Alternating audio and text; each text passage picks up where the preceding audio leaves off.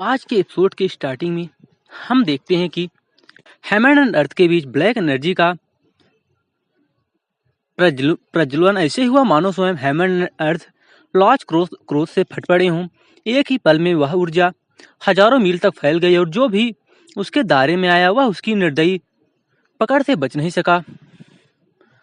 वातावरण में दर भरी गर्जनाएं लगातार गूंज रही थी। हर चीख हर कराह इस भयावह दृश्य को और भी जीवंत बना रही थी। इस विनाश के बीच जियोयान, झो बुई और झो जिंगयू एक साथ खड़े थे। वे तीनों इस भयावह दृश्य को गंभीर निगाहों से देख रहे थे। ब्लैक एनर्जी में तड़पते हुए लोग जिनके शरीर धीरे धीरे टूट रहे थे। झो जिंगयू जो यह दृश्य देख रही थी अपनी आंखें चौड़ी कर लेती है। वह तुरंत अपना चेहरा दूसरी ओर मोड़ लेती है और उसके होठ हल्के से दब जाते हैं। उसके चेहरे पर साफ दिखाई दे रहा था कि वह यह पीड़ा सह नहीं पा रही थी। उसके भीतर गहरी दया और असहायता का संघर्ष चल रहा था। उसी समय झो बुई जो दूर खड़ा होकर एक व्यक्ति को अपने ही शरीर के सड़ते मिस्ट में बदलते देख रहा था। असहाय होकर एक लंबी आह भरता है। वह अपनी भारी आवाज में जियोयान से बोला, धन्यवाद। यह धन्यवाद सिर्फ एक शब्द नहीं था, यह उस भय का परिणाम था जो उसने अभी भी देखा था और उस राहत का संकेत कि वे अभी भी सुरक्षित हैं। जियोयान जो उसे सुन रहा था बस हल्की व्यंग्यात्मक मुस्कान देता है। वह अपना सिर हिलाया और लेकिन कुछ नहीं कहा। उसकी आंखों में एक ठंडी समझ थी। अगर हालात ऐसे ही बने रहे तो डोमे लॉर्ड का टॉम में प्रवेश करने से पहले ही यहाँ मौजूद अधिकतर लोग मारे जाएंगे। और जियोयान यह मन ही मन सोचता है, कितने लोग वास्तव में किसी होली आर्टिफैक्ट ऑरा को सहन कर सकते हैं। तभी भीड़ के बीच से अचानक एक तेज चीख गूंजी, बड़े जीवान मुझे बचाओ। यह आवाज इतनी दर्दनाक थी कि आसपास के कयोस के बीच भी साफ सुनाई दे रही थी। जुआन कियान कुइन जो जुआन चेनसांग के बगल में खड़ा था इस आवाज को सुनकर चौंक गया। वह तुरंत पहचान गया कि यह आवाज सेंस डायनेस्टी के प्रिंस वांग दाओ की थी। वह दया भरी नजरों से जुआन चेनसांग की ओर देख रहा था, मानो सहायता की अपेक्षा कर रहा हो। लेकिन जुआन चेनसांग जो उसकी ओर देख रहा था बस धीरे से अपना सिर हिला देता है। यह सिर हिलाना बहुत कुछ कह रहा था। वह मदद नहीं करेगा। यह निर्णय भावनाओं से नहीं बल्कि कठोर वास्तविकता से भरा हुआ था। उसके हाथ में मौजूद इटर्नल फैन जो जुआनलान डायनेस्टी की किस्मत को दबाने के लिए उपयोग किया जाता था कोई साधारण वस्तु नहीं थी। भले ही वह पूर्ण होली आर्टिफैक्ट ना हो, लेकिन उसमें समाई हुई होली ऑरा अत्यंत शक्तिशाली थी। उसका हर उपयोग एक भारी कीमत मांगता था और यहाँ मौजूद हर व्यक्ति एक संभावित शत्रु था। जुआन कियान कुई जो यह समझ रहा था धीरे से आंख भरता है और चुप हो जाता है। तभी एक जोरदार हंसी पूरे वातावरण में गूंज जाती है। घने ब्लैक मिस्ट के बीच से मिडल हेवन डायनेस्टी का थर्ड प्रिंस बाहर आता है। उसके चेहरे पर एक आत्मविश्वासी मुस्कान थी। उसके सिर के ऊपर आकाश में एक भव्य रेडियंट हेवन सील मंडरा रही थी। उससे निकलती रेड गोल्डन लाइट उसे ऐसे घेरे हुए थी जैसे किसी एम्परर का मुकुट। वह ऊंची आवाज में सबको संबोधित करता रहा, सज्जनों, जब हम डोमेन लॉर्ड के टाउन में प्रवेश करेंगे तो मैं आपकी जान बचा सकता हूं, बशर्ते आप मेरे साथ मिलकर काम करें। यह सुनते ही भीड़ में खड़े लोग जो अब तक भय और मृत्यु के बीच झूल रहे थे अचानक आशा की ओर दौड़ पड़ते हैं। कुछ ही क्षणों में लगभग सभी लोग उसकी ओर भागने लगे। यहाँ अब कोई योजना कोई से कुछ मायने नहीं रखता था, सिर्फ जीवित रहना। दूर खड़ा जियोयान यह सब देख रहा था। उसकी आंखें तेज हो जाती हैं। वह स्पष्ट देख सकता था कि थर्ड प्रिंस के होठों पर छिपी हुई ठंडी मुस्कान थी। सिर्फ एक वाक्य से उसने सबको अपने पक्ष में कर लिया था। दूर वाइड में चू दायु शांत खड़ा था। उसके चारों ओर एक हल्की सी रोशनी थी जो ब्लैक एनर्जी को उससे दूर कर रही थी। वह थर्ड प्रिंस की ओर देखा तक नहीं। उसके बगल में फांग यिंग खड़ा था, जुआनलान डायनेस्टी का सबसे प्रतिभाशाली युवा। वह निर्भीक नजरों से पूरे दृश्य को देख रहा था। जियोयान जो उन्हें देख रहा था मन ही मन चकित रह गया। उसे उम्मीद नहीं थी कि ये दोनों एक साथ खड़े होंगे। उसी समय जुआन चेंगसान जो अब तक सब कुछ देख रहा था अपनी भौहें हल्की सी उठाता है। वह जुआन कियानकुई की ओर देखता है। जुआन कियानकुई जो उसे देख रहा था धीरे से सिर हिलाता है। यह एक मौन सहमति थी। अगले ही पल जुआन चेंगसान ने अपना हाथ घुमाया और उसके हाथ में एंशिएंट फैन प्रकट हुआ और फिर वह उसे नीचे कर देता है और क्षण भर में एक भयानक स्टॉर्म पूरे क्षेत्र में फैल गई। यह कोई साधारण स्टॉर्म नहीं था, यह होली आर्टिफैक्ट ऑरा की शक्ति थी, ब्लैक एनर्जी जो अब तक सब कुछ निगल रही थी। इस स्टॉर्म के सामने टिक नहीं पाई और स्पेस की परतों में बिखर गई। यहाँ तक कि लोगों के शरीरों में समाई ब्लैक एनर्जी भी बाहर खींच ली जाती है। कुछ ही क्षणों में दुनिया फिर से साफ हो गई। जो लोग थर्ड प्रिंस की ओर दौड़ रहे थे वे रुक गए। उन्हें अपनी स्थिति का एहसास हुआ और वे चुपचाप मुड़कर डोमेन लॉर्ड के टॉम पोर्टल की ओर देखने लगे। थर्ड प्रिंस जो यह सब देख रहा था, उसकी आंखें क्रोध से जल उठी और वह जुआन चेंगसान को घूरता रहा, मानो उसे वहीं खत्म कर देना चाहता हो। लेकिन जुआन चेंगसान उसकी ओर देखा तक नहीं, वह बस शांतिपूर्वक एंशियंट फैन को अपनी पीठ पर रख लेता है। हालांकि उसका चेहरा पीला पड़ गया था, लेकिन यह साफ था कि उसने भारी कीमत चुकाई थी। जुआन कियानकुई जो उसके पास खड़ा था ने तुरंत एक गोली निकालकर उसे दिया। उसे लेने के बाद उसकी स्थिति थोड़ी सी स्थिर हो गई। दूर खड़ा जियोयान यह सब देख रहा था और उसने राहत की सांस ली। वह समझता था कि अगर थर्ड प्रिंस की योजना सफल हो जाती तो डोमेन लॉर्ड के टॉम के भीतर प्रवेश करते ही शक्ति संतुलन पूरी तरह से बिगड़ जाता। लेकिन अब एक बड़ा खतरा टल गया था। उसी समय उसके मन में एक और विचार आया। लुओकांग डायनेस्टी का कोई भी व्यक्ति वहां मौजूद नहीं था। यह असामान्य था। उनके पास एंसेस्ट्रल ड्रैगन सील जैसी शक्ति थी, फिर भी वे अनुपस्थित क्यों थे? यह सोच ही रहा था कि अचानक बूम, स्पेस के गहरे हिस्से में स्थित विशाल द्वार की जंजीरें टूट गईं और धीरे धीरे डोमेन लॉर्ड का टॉम पोर्टल पूरी तरह से खुल जाता है और उसके भीतर अनंत वाइड की परतें दिखाई देने लगी। यह स्थान लगभग 10 लाख मील तक फैला हुआ था और अनगिनत डोमेन लॉर्ड्स का दफन स्थल था। लेकिन उनका वास्तविक विश्राम स्थान कहाँ है, यह आज तक एक रहस्य ही था। तभी जुआन चेंगसान जो आगे खड़ा था शांत स्वर में बोला, चलो चलें। यह शब्द वह जुआन कियानकुई से कह रहा था जो उसके बगल में खड़ा था और उसकी बात सुन रहा था। उन दोनों के चारों ओर एंशियंट फैम की होली ऑरा सुरक्षा कवच की तरह फैली हुई थी और दुनिया भर की निगाहों के बीच वे दोनों आगे बढ़ गए और सबसे पहले डोमेन लॉर्ड के टॉम के भीतर प्रवेश कर जाते हैं। जैसे ही जुआन चेंगसोंग ने डोमेन लॉर्ड के टॉम के भीतर कदम रखा, मानो किसी अदृश्य सीमा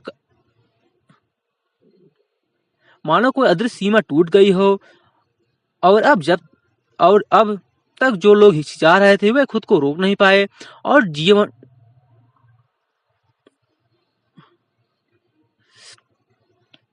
और लाइफ और चांस दोनों उन्हें अंदर खींच रहे थे। सबसे पहले चू दाई और फांगिन जो दूर खड़े सब कुछ देख रहे थे, एक साथ आगे बढ़ गए और दोनों बिना किसी झिझक के शांत लेकिन दृढ़ कदमों से जुआन चेंगसान और जुआन कियानकुई के ठीक पीछे पीछे टॉम में प्रवेश कर गए।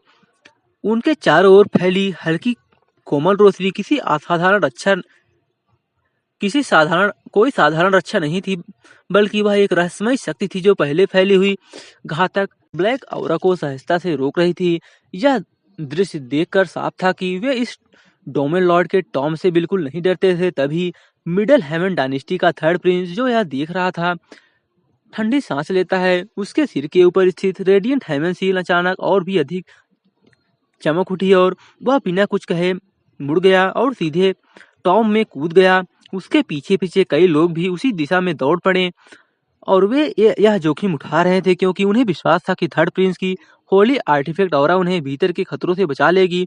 इसी बीच जियोयान जो अभी तक जियांग यू को खोज रहा था अपनी भौहें सिकोड़ता है और धीमे स्वर में बोलता है, चलो हम भी चलते हैं।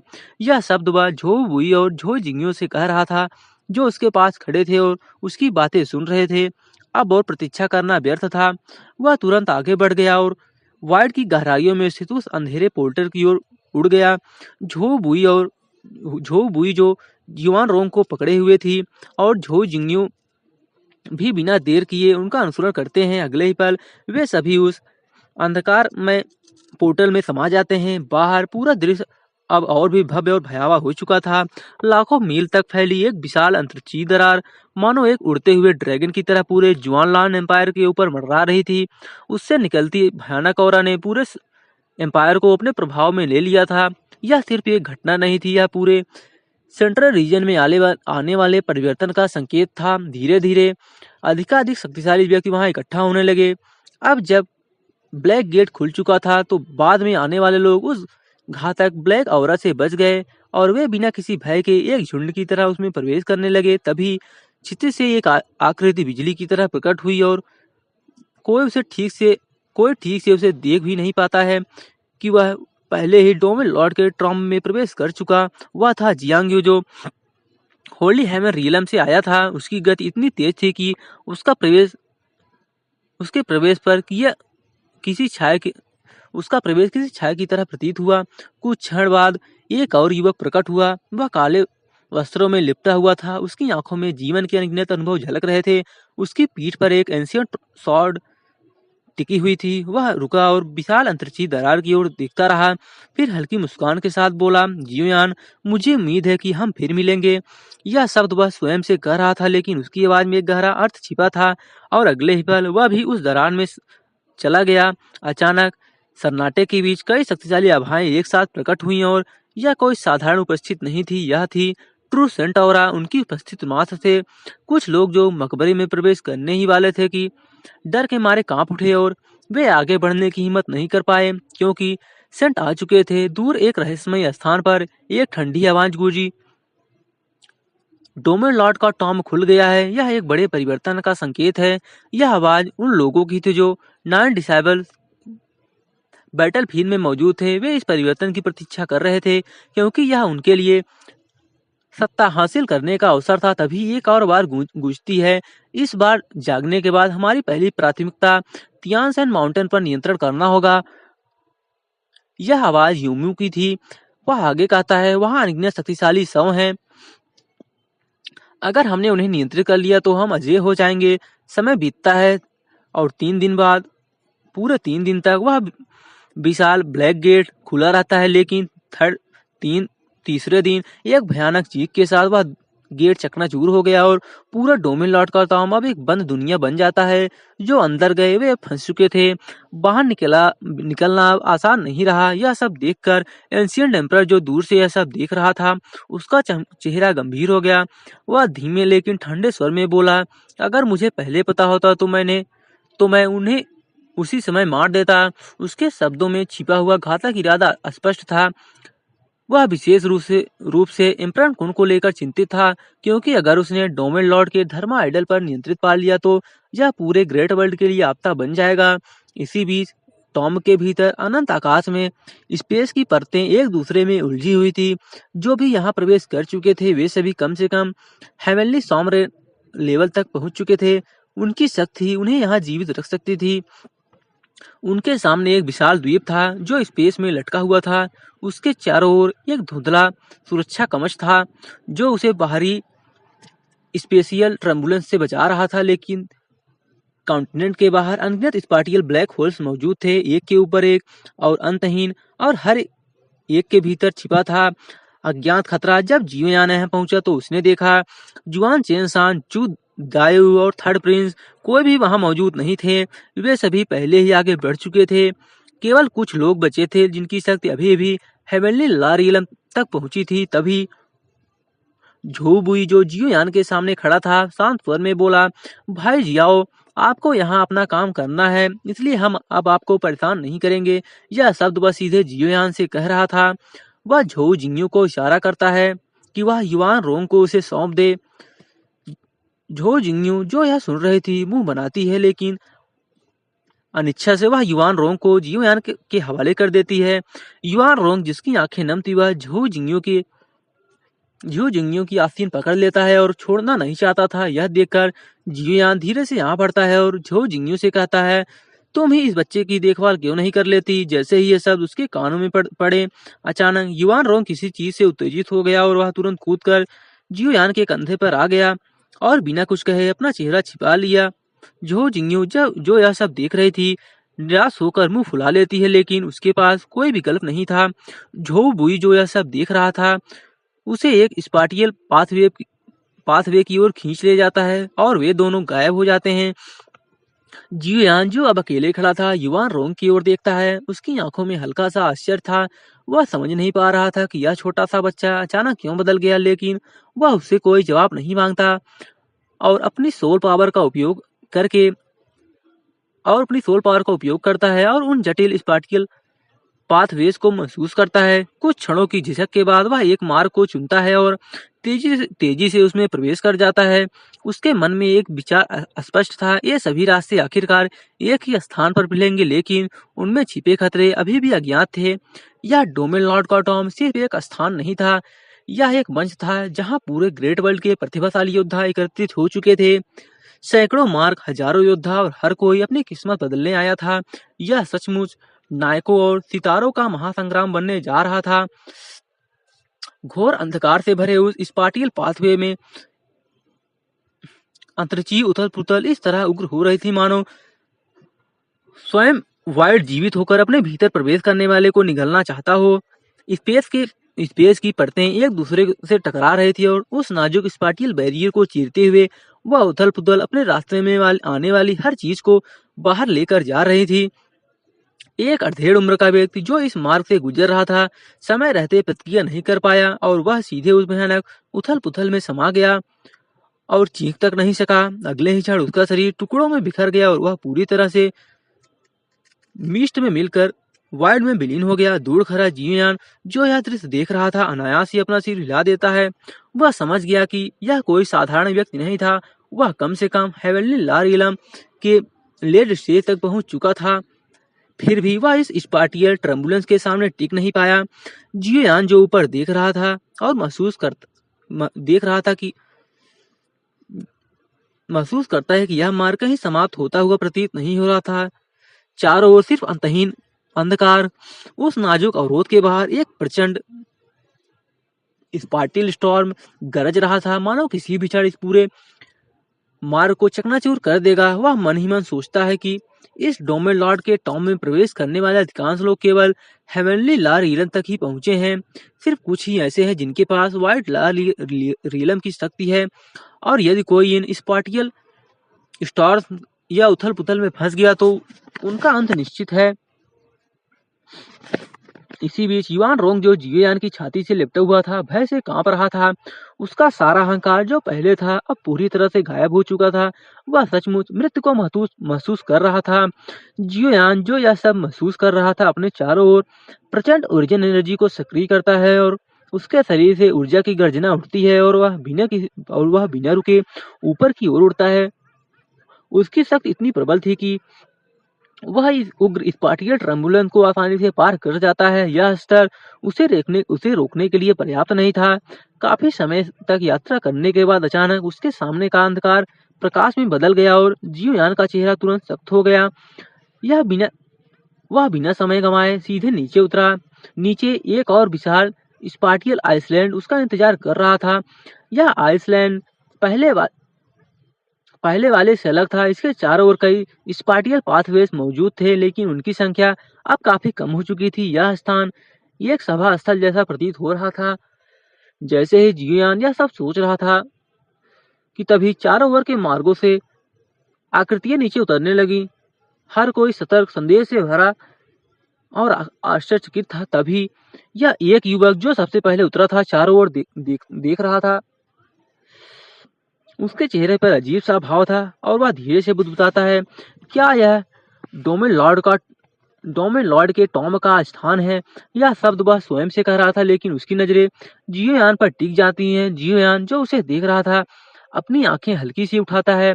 वह उसे पहचानता है। वह है लू कुई, जुआनलान डायनेस्टी के लू क्लैन का तथाकथित होली सन। आइसलैंड पर अब लगभग 1 दर्जन लोग बचे थे। हर कोई सतर्क और अनिश्चितता से भरा हुआ था। जीवयान चारों ओर देखता रहा और अपनी भौहें सिकोड़े बिना वह नहीं रह सका। वही मन सोच रहा था कि अगर यह एक सभा स्थल है तो निश्चित ही ऐसे और भी सभा स्थल होंगे और हर कोई अलग अलग स्पार्टियल पाथवे से यहाँ पहुंचा होगा, लेकिन अगले स्थान तक जाने वाला मार्ग कहाँ है? तभी युवान रोंग जो अभी भी उससे लिपटा हुआ था धीरे से बुदबुदाता है, यह टॉम ऐसा लगता है जैसे आप सबको एक दूसरे को मारने के लिए मजबूर कर रहा हो। यह शब्द वह जीवयान से कह रहा था। यह सुनकर जीवयान थोड़ा चौंक गया। फिर उसे बात समझ में आई कि हर मार्ग से कई लोग आए थे, लेकिन यहाँ केवल कुछ ही बचे थे, बाकी लोग मर चुके थे। और यह सब सोचकर उसका मन कांप उठा। लगता है यह एक पूर्व निवेदित पूर्व नियोजित खेल जैसा था। क्या वे सभी अनजाने में एम्परर खून के जाल में फंस चुके थे? तभी भनभनाहट, अचानक द्वीप के चारों ओर के सभी स्पाटियल पाथवेज टूट जाते हैं और अगले ही पल वे फिर से बनते हैं, लेकिन इस बार केवल 16। ये नए मार्ग पहले से अधिक स्थिर प्रतीत हो रहे थे, मानो ये ही अगले चरण का रास्ता हो। तभी एक वृद्ध व्यक्ति आगे बढ़ता है। वह बिना कुछ कहे एक मार्ग में कूद जाता है और जैसे ही वह अंदर जाता है वह मार्ग बंद हो जाता है। अब यह देखकर सभी को समझ आता है कि यहाँ कुल 18 लोग हैं, लेकिन केवल 15 रास्ते, मतलब 3 लोग यहाँ मारे जाएंगे। और तभी लुकुई, जो सबको देख रहा था, उपहास भरी मुस्कान के साथ बोला, लगता है हम एक खेल में फंस गए हैं, लेकिन कोई फर्क नहीं पड़ता। वह सबकी ओर देखता है और आगे कहता है, अंत तक तो मैं ही पहुंचूंगा। जो मुझे रोकना चाहता है वह कोशिश कर सकता है। यह शब्द वह सभी वहां उपस्थित सभी लोगों से कह रहा था। इसके बाद वह बिना रुके एक पाथ में प्रवेश कर जाता है और कोई उसे रोकने की हिम्मत नहीं कर पाता। जियोयान, जो यह सब देख रहा था, हल्की मुस्कान देता है। और अगर यह सच में एक खेल था तो यह दिलचस्प था। वह अपनी वाइल्ड ला रीलम की ऑरा को हल्के से फैलाता है और तुरंत उसके आसपास खड़े लोग डर कर पीछे हट जाते हैं। फिर वह युवान रोंग को साथ लेकर एक मार्ग में प्रवेश कर जाता है। कौन जिएगा कौन मरेगा, अब इससे उसे कोई फर्क नहीं पड़ता था। दूसरी ओर एक और सभा स्थल पर जियांग खड़ा था। वह ठंडी नजरों से सबको देख रहा था और तिरस्कारपूर्ण मुस्कान दे रहा था। फिर बिना रुके वह एक मार्ग में चला गया। उसके जाने के बाद बाकी लोग राहत की सांस लेते हैं, लेकिन उनके चेहरों पर निराशा छा जाती है। वे समझ चुके थे कि वे एक भयावह खेल में फंस चुके थे। तभी हमको एक अन्य आइसलैंड का सीन दिखाया जाता है। वह उस आइसलैंड पर खून धीरे धीरे बह रहा था। वह एक निचले हिस्से में जमा हो रहा था और थर्ड प्रिंस, जो वहां खड़ा था, ताली बजाता है और शांत भाव से एक मार्ग की ओर बढ़ता है। उसके पीछे दर्जनों सौ पड़े थे और कोई भी जीवित नहीं बचा था।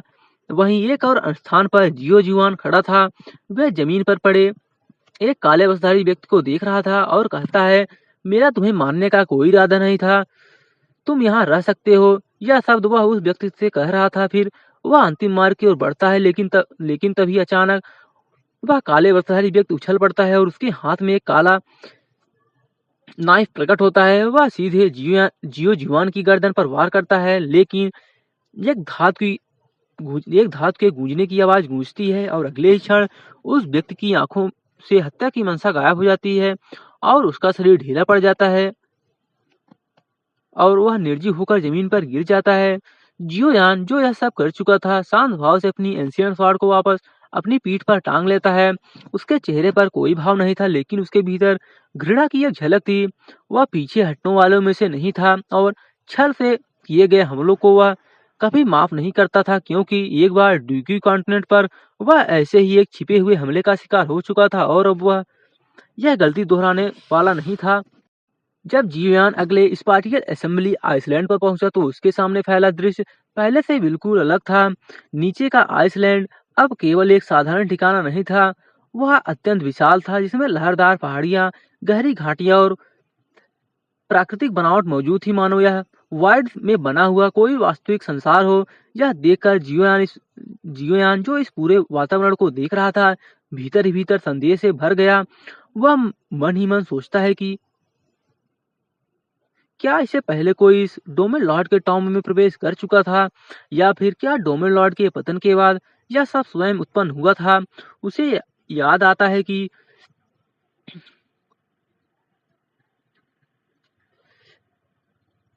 ग्रेट डायनेस्टीज के लोगों ने स्पष्ट कहा था कि डोमेन लॉर्ड के पतन के बाद गार्जियन समय पर नहीं पहुंच सके। उन्होंने केवल एक विशाल संरचना बनाकर उसे वाइड में दफना दिया था। तो फिर यह सब जटिल संरचना, ये मार्ग, ये सभा स्थल, ये सब कैसे अस्तित्व में आए। जब जियोयान आइसलैंड पर उतरता है तो वह देखता है कि बाकी 15 स्पार्टियल पाथवे अब सक्रिय नहीं हुए थे और कोई भी अभी तक यहाँ नहीं पहुंचा था। जियोयान, जो यह सब देख रहा था, अधीर उठता है। उसे अपने प्रतिनिधियों की ज्यादा चिंता नहीं थी, जैसे लू कोई, लेकिन जब तक वे नहीं आते, अगला मार्ग प्रकट नहीं होगा। वह वहीं खड़ा रहा और प्रतीक्षा करता रहा। इसी दौरान उसके मन में एक चिंता उभरती है और वह सोचता है कि अगर झू बुई और झू वह सोचता है कि झू जुई और झू जिंगयू का क्या हुआ होगा। अगर उनका सामना जियांग्यू या थर्ड प्रिंस जैसे लोगों से हुआ तो स्थिति बेहद खतरनाक हो सकती है। वह स्वयं से विश्लेषण करता है। जियांग्यू घमंडी है, युद्ध प्रिय है, लेकिन वह पूरी तरह से अंधा नहीं है। वह बिना किसी कारण कमजोरों पर हमला नहीं करता और वह जियांग क्लैन से है, जबकि झो बुई और झो जिंगयू झो क्लैन से। संभव है कि वे एक दूसरे को पहचानते हों, लेकिन थर्ड प्रिंस उसके बारे में सोचते ही जियोयान की आंखें ठंडी हो जाती हैं। वह व्यक्ति बाहरी लोगों को अपने पक्ष में करने की कोशिश कर रहा था। अगर जुआन चेंगसान ने उसे नहीं रोका होता तो अब तक उसका प्रभाव बहुत बड़ा हो चुका होता।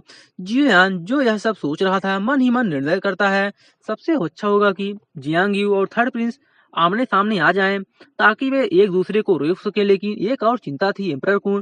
जियोयान को नहीं पता था कि वह किसके भीतर छिपा है। यह अनिश्चितता सबसे खतरनाक थी। तभी युआन रोंग, जो उसकी छाती से लगा हुआ था, अचानक अपनी छोटी नाक से सूंघते हुए बोलता है, जियोयान, यहाँ कुछ बहुत अच्छी चीजें हैं। यह शब्द वह उत्साह से जियोयान से कह रहा था। जियोयान अपनी सोच से बाहर आता है और वह दूर स्थित पहाड़ियों की ओर देखता है। फिर अपनी सोल पावर फैलाता है और पूरे महाद्वीप को स्कैन करता है और अगले ही पल उसकी आंखें चौड़ी हो गई। गहरी पहाड़ियों के भीतर एक विशाल भंडार छिपा था, मेडिसिनल सलाइवा पूल। जियोयान जो यह देख रहा था पूरी तरह से स्तब्ध रह जाता है। यह कोई साधारण चीज नहीं थी। मेडिसिन सलाइवा बाहरी दुनिया में अत्यंत दुर्लभ थी। यह वह पदार्थ था जिसे एंशियंट जड़ी बूटियां स्वयं उत्पन्न करती हैं। यह औषधियों को मेडिसिन किंग में बदल सकता था, गोलियों की शक्ति बढ़ा सकता था और सेंट बनने की प्रक्रिया में भी सहायक हो सकता था। और यहाँ पूरा भंडार मौजूद था। युआन रोंग, जो एक हर्ब स्प्रिंग किंग था, यह महसूस करते ही उत्साहित हो उठा। उसकी आंखें चमकने लगी और वह लगभग कूदने लगता है। जियोयान, जो उसकी भावनाएं समझ गया था, हंस की मुस्कान देता है और बोला, चलो, यह सब हमारा है, हम किसी और के लिए एक बूंद भी नहीं छोड़ेंगे। यह शब्द वह युआन रोंग से कह रहा था और अगले ही पर वह पहाड़ियों की ओर तेजी से दौड़ पड़ा। तभी एक स्विच की आवाज गूंजी और एक और स्पार्टियल पाथवे खुल गया, जिसमें से एक आकृति नीचे उतरती है। जियोयान, जो उसे देख रहा था, अचानक चौंक गया। वह था वांग दाओ, जुआनलान डायनेस्टी का डिवाइन स्ट्रेटजी किंग प्रिंस। वांग दाओ, जो उसे देख रहा था, भी चौंक जाता है। वह समझ गया कि यह व्यक्ति पहले उसके साथ नहीं था। जियोयान ने गहरी सांस लेते हुए बोला, अब समझ में आया, हर असेंबली आइसलैंड पर मिलने वाले लोग अलग अलग होते हैं। यह वह स्वयं से कह रहा था। इसका मतलब हर बार नया खतरा, नई लड़ाई। तभी पहाड़ियों के भीतर स्थित मेडिसिन सलाइवा पूल से गोल्डन लाइट फूट पड़ी और आकाश में सुनहरे अक्षर उभर आते हैं, जो उस खजाने का प्रभाव का वर्णन कर रहे थे। यह मानो जानबूझकर लोगों को उकसाने के लिए किया गया था। जियोयान, जो यह देख रहा था, गुस्से से भर जाता है। धत तेरी की। उधर वांग दाओ, जो यह सब बढ़ चुका था, उसकी आंखें लाल हो जाती हैं और उसके मन में लालच उभर आता है, जो उसके चेहरे पर साफ झलक रहा था। वह ठंडी आवाज में बोला, मैं वांग दाओ हूँ, होली प्रिंस। मैं तुम्हें सलाह देता हूँ कि अपनी शक्ति बचाकर रखो, कुछ चीजों में दखल नहीं देना चाहिए। यह वह जियोयान से कह रहा था। जियोयान उसे देखता है और बस एक शब्द कहता है, दफा हो जाओ। यह सुनते ही वांग दाओ का चेहरा बदल गया और वह क्रोधित होकर हमला करता है। उसके हाथ से ओरिजिन एनर्जी का प्रचंड विस्फोट निकलता है, जो ज्वार की लहर की तरह जियोयान की ओर बढ़ गया। लेकिन जियोयान की आंखें काली हो गईं और वह हाथ उठाता है और बोलता है, दफा हो जाओ। उसका हमला क्षण भर में टूट जाता है और वांग दाओ पीछे की ओर उड़ जाता है और वह जियोयान को डर से देख रहा था और उसके चेहरे पर अविश्वास साफ था। जियोयान बिना रुके आगे बढ़ गया और तभी उसकी नजर ऊपर उठती है। आकाश में एक के बाद एक कई स्पाशियल पाथवे खुल रहे थे और अपरिचित आकृतियां एक एक करके नीचे उतर रही थी। एक नया संघर्ष शुरू होने वाला था। सन वांग दाओ, जो अभी तक अपने आप को संभालने की कोशिश कर रहा था, उसका चेहरा अब स्पष्ट रूप से उदास और दबा हुआ दिखाई दे रहा था। वह समझ चुका था कि यहाँ प्रकट हुए सभी लोग साधारण नहीं थे। उनकी आभा, उनकी उपस्थिति, सब कुछ यह संकेत दे रही थी कि वे लगभग वाइल्ड ला रिलम के स्तर तक पहुंच चुके थे। वह मन ही मन स्वीकार करता है, इनमें से किसी एक से भी टकराने टकराना उसके लिए संभव असंभव था। डिवाइन प्रिंस का उसका पास जो बाहरी दुनिया में लोगों को भयभीत कर सकता था, यहाँ पूरी तरह से निरर्थक था। द्वीप पर खड़े सभी लोग जो एक दूसरे को देख रहे थे अचानक चौंक गए। फिर धीरे धीरे उन्हें समझ आता है कि क्या हो रहा है। हर किसी की आंखों में अब एक गंभीरता थी। हालांकि सभी ने पहाड़ों में उड़ते हुए उन सुनहरे अक्षरों को देखा था जो मेडिसिनल सलाइवा पूल के प्रभाव को दर्शा रहे थे। फिर भी कोई भी जल्दबाजी में कदम उठाने की हिम्मत नहीं कर पा रहा था। तभी भीड़ के बीच से एक आवाज, एक गूंजती ही गर्जना गूंजी। जियोयान, एक लंबा सफेद बालों वाला अधेड़ उम्र का व्यक्ति बढ़ता है। उसकी निगाहें सीधे जियोयान पर टिकी थी और इनमें उनमें इतनी तीव्र घृणा थी कि मानो वह उसे वही निगल जाना चाहता हो। उसकी बात सुनते ही सभी की निगाहें जियोयान की ओर मुड़ जाती हैं। कुछ लोग जो उसका नाम पहचानते थे स्पष्ट रूप से चौंक गए। जियोयान जो उसे देख रहा था अपनी भौहें हल्की सी उठाता है और शांत स्वर में पूछता है, तुम कौन हो? यह प्रश्न वह उस सफेद बालों वाले व्यक्ति से पूछ रहा था। वह व्यक्ति ठंडी हंसी के साथ उत्तर देता है, तुम थंडर क्लाउड क्लैन को इतनी जल्दी भूल गए? अब जियोयान को याद आता है। उसकी आंखों में हल्की सी चमक आती है। वह व्यक्ति था लेई युन युन गैंग, थंडर क्लाउड क्लैन का लीडर। जियोयान आधी मुस्कान के साथ बोला, तो तुम भी आ गए। जियो क्लैन के लीडर होने के नाते मैं खुद तुमसे निपटूंगा। यह सुनते ही लेई युआन गैंग के चेहरे पर उपहास उभर आता है। वह दांत पीसते हुए बोला, तुम हद से ज्यादा घमंडी हो क्या तुम्हें लगता है कि यह अब भी स्टार फील्ड है? फिर वह सबकी ओर मुड़ता है और ऊंची आवाज में बोलता है, तुम सबने इसके बारे में सुना होगा। यह एक एल्केमिस्ट है और बेहद खतरनाक भी। अकेले कोई इसे हरा नहीं सकता। क्यों ना हम सब मिलकर इसे खत्म करें? उसकी आवाज में लालच साफ था। इसके पास कई एम्परर फ्लेम्स है और अनगिनत खजाने। हम सबके लिए काफी हैं। यह प्रस्ताव भीड़ के बीच हलचल पैदा कर देता है। तभी जियोयान जो यह सब सुन रहा था हल्के तिरस्कार के साथ मुस्कुराता है और धीरे से बोलता है, क्या तुम्हें सच में लगता है कि तुम सबको नियंत्रित कर सकते हो, या तुम समझते हो कि यह सब तुम्हारी तरह मूर्ख हैं? उसकी आवाज शांत थी लेकिन उसमें छिपा तिरस्कार स्पष्ट था। तभी सन वांगदाओ जो अवसर देख रहा था आगे बढ़ता है और कहता है, क्लैन लीडर लेई सही कह रहे हैं। अगर हम साथ मिले तो न केवल इस खतरे को खत्म कर सकते हैं बल्कि मेडिसिनल सलाइवा पूल को भी बराबर में बांट सकते हैं। वह यह सब चालाकी से जोड़ता है। यह एक अल्केमिस्ट है और निश्चित ही सब कुछ खुद लेना चाहेगा। यह सब कुछ लोगों के दिल में लालच जगा देते हैं। उनकी आंखों में चमक आ जाती है और जब जियान ने उनके चेहरे के भाव को देखा तो हल्की मुस्कान दी। फिर वह ऊपर देखता है। आकाश में 8 स्पातिल फास्ट प्रकट हो रहे थे। मतलब अगले चरण में आधे लोग मरेंगे। वह शांत स्वर में बोला, मैं तुम्हें सलाह देता हूँ, अभी भाग जाओ, अभी भी समय है। यह सुनते ही सन वांगदाओ की आंखों में ठंडी चमक उभरती है। वह कहता है, तुम डर गए हो? जियान उसे देखता है और बस भौहें सिकोड़ता है। उसे आश्चर्य हो रहा था कि इतना बड़ा पद होने के बावजूद यह व्यक्ति इतना मूर्ख कैसे हो सकता है। तभी लेई युआन गैंग दहाड़ता है और बोलता है, उसे मार डालो। और वह बोलने से पहले ही आगे बढ़ गया। उसकी ओरिजिन एनर्जी उफान मार रही थी और अगले ही पल सन वांगदाओ हमला करता है। उसकी ऊर्जा एजोर ड्रैगन की तरह गरजती हुई आगे बढ़ती है और फिर बाकी लोग भी खुद को रोक नहीं पाते।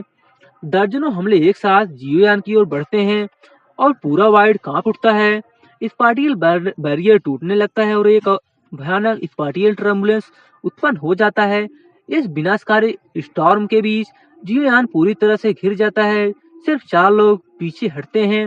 वे एक दूसरे को देखते हैं और बिना कुछ कहे अलग अलग मार्गों से निकल जाते हैं। उधर हमले के बाद पूरा आइलैंड कांप रहा था। एक अधेड़ व्यक्ति गहरी सांस लेकर कहता है, क्या वह मर गया? ले युआन गैंग मुस्कुराते हुए बोला, वह मर चुका है। उसकी आंखों में संतोष था। बाकी लोग भी राहत की सांस लेते हैं लेकिन अगले ही पल धुएं और धूल के बीच एक आवाज गूंजती है, 1 2 3 11 लोग। बहुत बढ़िया।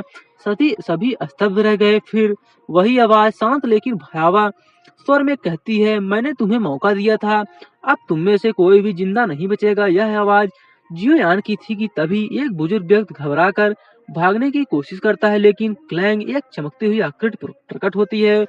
वह व्यक्ति हवा में ही रुक जाता है और फिर जमीन पर गिर पड़ता है। उसकी आंखों में साफ डर दिखाई दे रहा था और